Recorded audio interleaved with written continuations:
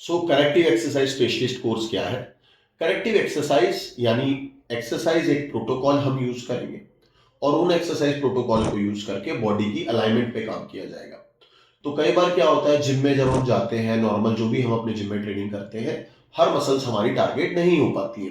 तो corrective exercise basically उन muscles को वर्क कराने के लिए है जो शायद हमारे जिम में ट्रेडिशनल ट्रेनिंग से ट्रेन नहीं हो पा रही है, और शायद उन्हीं की वजह से हमारी वो इंप्रूवमेंट नहीं हो पा रही है जो कि हम इंप्रूवमेंट देखना चाहते हैं। तो ये करेक्टिव एक्सरसाइज हर इंसान यूज कर सकता है, चाहे आप रेगुलर जिम जाते हैं और चाहे शायद आप घर पे बैठे हैं, आप जिम शुरू करना चाहते हैं। तो जिम को शुरू करने से पहले भी आप अपने प्लान में करेक्टिव एक्सरसाइजेज यूज कर सकते हैं, या आप रेगुलर जिम जाते हैं तो जिम के अपने प्रोग्राम में अगर आप करेक्टिव एक्सरसाइज रूटीन को यूज करेंगे तो आपको अपने जिम की परफॉर्मेंस में भी इंप्रूवमेंट दिखेगी। अब करेक्टिव एक्सरसाइज में सीखने को क्या मिलता है? तो सबसे पहले यहाँ पे सीखने को मिलता है कि भाई बॉडी में क्या इम्बैलेंसेज हैं।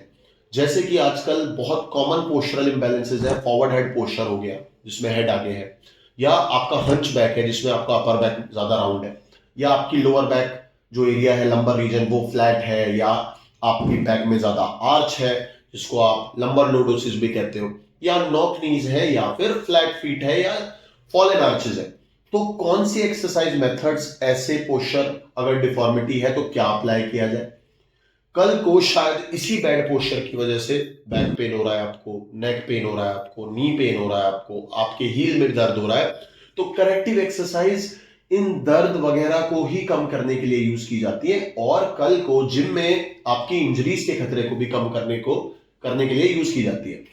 देखिए, ऐसा नहीं है कि करेक्टिव एक्सरसाइज सिर्फ एक बिगिनर के लिए ही है। आज एडवांस एथलीट्स भी करेक्टिव एक्सरसाइजेज यूज करते हैं, फिजियोथेरेपिस्ट भी अपने क्लाइंट्स को करेक्टिव एक्सरसाइजेज यूज कराते हैं, इवन कायरोप्रैक्टर्स यूज कराते हैं। तो करेक्टिव एक्सरसाइज एक पूरी स्ट्रेटेजी है to improve your performance and to decrease the chances of injury जो आपको जिम में हो सकती है।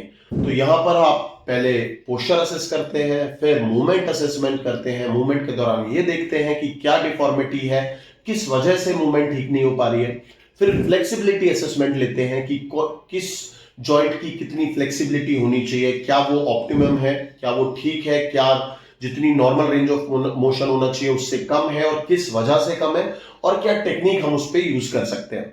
तो यहाँ पे हम क्या यूज करेंगे, जैसे हम इसमें सीखेंगे कि भाई क्या मेथड्स अप्लाई होंगे। जैसे यहाँ पे फोम रोलिंग हो गया, कि अगर कोई मसल टाइट है तो फोम रोलिंग यूज करके, या टेनिस बॉल यूज करके, या गोल्फ बॉल यूज करके किस तरह से उस मसल को एसएमआर दे सकते हैं, जिसको हम मसाज कहते हैं।